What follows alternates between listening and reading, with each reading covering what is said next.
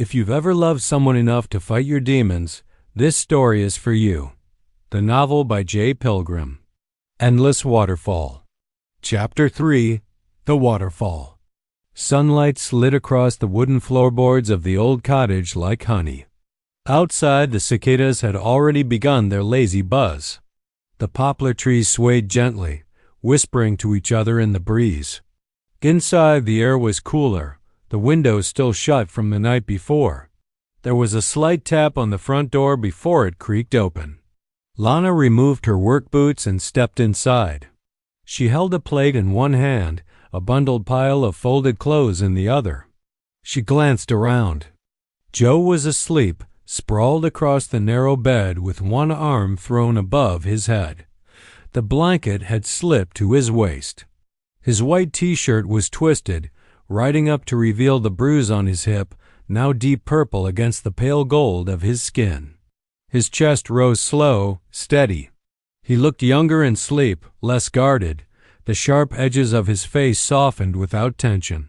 "Still dead to the world," she muttered under her breath, amused. She placed the plate on the table. Eggs, toast, and a cut-up pear from the orchard. The clothes went beside it. Then she walked to the window and yanked the curtains open. Sunlight poured in. Joe groaned and turned his head. "Oh, morning, sunshine," Lana said, a smirk in her voice. He squinted at her, disoriented. "What time is it?" "Almost 11. You slept through the rooster, the dog barking, and Dad hammering the batons on the fence. Impressive." Joe rubbed his face, slowly sitting up. His hair was flattened on one side, sleep-ruffled and damp at the temples. "Guess I was more tired than I thought." Lana crossed her arms. She wore dark jeans, a brown tank top tucked in, socks with multicolored stripes. Her hair was in a loose plait over one shoulder. A few strands hung loosely over her forehead. "Remember, you've got the day off," she said. "Doctor's orders," Joe started. "I don't need a—" She held up a hand. "Save it. You're bruised, you're new, and you're not proving anything to anyone by limping around pretending you're fine. So, eat, heal, settle in. You start tomorrow." Joe looked over at the breakfast and the clothes. Lana ferried the plate to him. He took hold of the plate, still warm. "This your idea or your mum's?" "Mine," she said. "But Mum approves." Joe picked up a slice of toast, still blinking the sleep from his eyes. "Thanks." She nodded toward the bundle of clothes. "Some of Dad's old gear. Washed, I promise." "Should fit you." Joe nodded. "Appreciate it." Lana studied him for a second, eyes narrowing slightly. "How's the hip?" He pulled up his white t-shirt. The bruise had blossomed into a full abstract of purples, reds, and yellowing edges. Lana winced. "Looks worse today," she said. "You sure you don't want to see someone?" "I've had worse," Joe said. "That seems to be your line," Lana remarked. "It's usually true," Joe stated. They shared a quiet moment. Lana leaned against the window frame, arms loose now, not folded. She looked at him in a different way than yesterday. Less cautious, more curious. "You sleep okay in that bed?" she asked, and then added, "I guess that's a stupid question." Joe chewed slowly, then wiped his hands on a napkin. "Yes, okay, thanks." "I am grateful for all this." Lana looked around the room again. "You need anything else?" "There are spare sheets and towels in the cupboard. Kitchen tap sticks a little. Just give it a sharp turn left. There is Kawakawa balm up at the main house. Just ask Mum for it. It will work wonders on the bruise." Joe followed her gaze, eyes lingering on the light in the room now, how it made the dust float like something holy. "I think I'm good." She straightened from the wall. "All right. I'll leave you to it then." Joe looked up at her. "You always take this much care with the new help?" Lana smirked, hand on the door frame. "Only the ones I hit with the ute."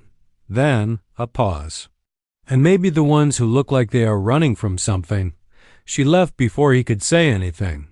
Joe watched the doorway for a few seconds after she was gone, then looked down at his plate.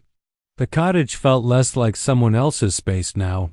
It didn't feel like home, not yet, but it didn't feel temporary either. He leaned back against the headboard, plate balanced on his lap, sunlight warming his bare feet. For once, he didn't feel like moving. Picnic for two. By mid-afternoon, the heat had settled over the paddocks like a thick, lazy blanket. The air shimmered in the distance. Insects hummed. Even the cows had retreated to the shade, tails flicking in slow, deliberate rhythm. Joe had moved to the porch of the cottage, shirtless now, blue jeans, his bruised hip catching the sun, raw and still purple but less tender. He sat in one of the old wooden chairs, a book he wasn't reading open on his lap, legs stretched out, eyes closed. The stillness out here was something else. No sirens, no shouting, just the rhythmic breath of the land. Then he heard it. The low, familiar rumble of the green farm ute coming up the gravel track from the main house. The sound rose over the cicadas and the wind in the trees, tires crunching rhythmically over sun-baked stones. Dust kicked up in a soft cloud behind it, hanging in the air like smoke in the heat. The old Hilux, faded green paint dulled by years of sun and work. Lana was behind the wheel, one arm resting casually on the open window, hair caught in a loose braid that was starting to come undone. As she pulled up outside the cottage, she turned the engine off in one smooth motion and stepped out, closing the door behind her. She wore aviator sunglasses, a white singlet knotted at the side, and denim shorts that showed off long, sun-bronzed legs. She glanced at Joe. "Still alive? Good. Grab a pair of shorts." "We're going somewhere better than here," she grinned, cool and bright like the day itself. The sun lit her up, casting a golden glow along the edges of her shoulders and hair. She moved with the easy confidence of someone used to hard work. Quick, efficient, no wasted motion. Joe watched as she reached up onto the ute's deck to retrieve a picnic basket. Her shirt lifted slightly as she stretched, revealing a strip of tanned lower back and the curve of her waist above her shorts. Then she grabbed the rolled blanket with one hand, swung the basket down with the other, and turned, face flushed, sunglasses pushed up into her messy braid. Joe raised an eyebrow, the faintest grin tugging at his mouth. "You're not bad at this whole day off thing," he said. Lana shot him a sideways glance, smirking as she adjusted the basket in her grip. "Stick with me, Drifter. You might learn something about enjoying yourself." Lana set the goods down on the porch with a soft thud. The basket first, then the rolled blanket beside it. She straightened, dusting her hands off on her shorts, and turned to Joe. He remained in his chair just outside the cottage doorway, barefoot on the warm timber, shirtless under the harsh light of early afternoon. His skin was sun-kissed and lean, the lines of muscle along his chest and abdomen clear and carved from real work. A thin scar ran along one side of his ribs, and the dark bruise on his hip peeked out from above his jeans waistband. Lana caught herself staring for half a second too long, just long enough for her to feel it. She cleared her throat, tone casual but a shade too quick. "Well, before you drift off to the next life, go put on a pair of shorts," she said, jerking her chin toward the cottage from Dad's pile. "You're not walking where we're going in those jeans." Joe raised an eyebrow, catching the flicker in her gaze before she looked away. "You always this demanding?" he asked, amused. "Only when I know I'm right," she said, as she motioned for him to move. "Clock's ticking, city boy." Joe turned and stepped inside, but he couldn't help the small smile tugging at his face.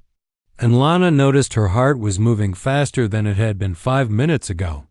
Joe reappeared a few minutes later, now in a pair of loose-fitting blue shorts and a clean white T-shirt that clung slightly to his frame. He stepped onto the porch, barefoot, running a hand through his hair. "So," he said, eyeing the basket, "where exactly are we headed?" "I've got somewhere special to show you. Not far. Walk with me?" He didn't argue. He followed her, still impressed by how grounded she seemed. sun-drenched, dust-smudged, and more captivating than anyone he'd met before. They crossed the paddock in silence at first. Lana led the way barefoot, the picnic blanket slung over her shoulder. Joe carried the basket. His legs were long and tanned. His frame was solid but relaxed, lean like someone who moved often but never rushed. He walked slightly behind her, hips still stiff but improving. They reached the far end of the paddock and followed a vague sheep track that snaked through long grass toward a small grove of willow trees. Their hanging branches swayed gently, brushing the earth like fingers. "I come here all the time," Lana said. "It is my secret place to take some time out." Joe raised a brow. "Secret place. Sounds like an adventure." Lana turned to Joe and smiled, her face an image of joy. The trees opened up into a private glade. Smooth gray boulders, soft moss underfoot, and a shallow pool of clear water ringed by ferns. And at the far side, half hidden behind drooping vines and stone, a waterfall spilled gently down from a low ridge, no more than 3 meters high, but perfect. A curtain of cold, clean water tumbling into the pool below, sunlight catching in the droplets. Joe stopped, blinking, like he hadn't expected this. "Holy moly," he said. Lana smiled, pleased. "Told you it was worth it." Joe set the basket down on the flattest rock as Lana arranged the folded blanket, laying it out like she'd done this 100 times before. Sandwiches, fruit, a container of olives, and the ginger beers followed. They sat side by side on the blanket, eating without much talking at first. Joe took in everything. The sound of the waterfall, the scent of warm earth and leaves, the way Lana's skin glowed slightly. "This spot is a secret worth keeping," he said finally, gesturing to the cascading waterfall. Lana brushed her hair from her eyes as she confirmed. "No one else comes here," Joe agreed. "Feels like a place that keeps secrets." "It is," she said softly, then turned to him. "What about you? Any spots like this where you came from?" Joe thought for a moment. There was a spot under a river bridge in Lower Hutt. Nothing beautiful, but quiet. "And forgotten. I like that." Lana studied him.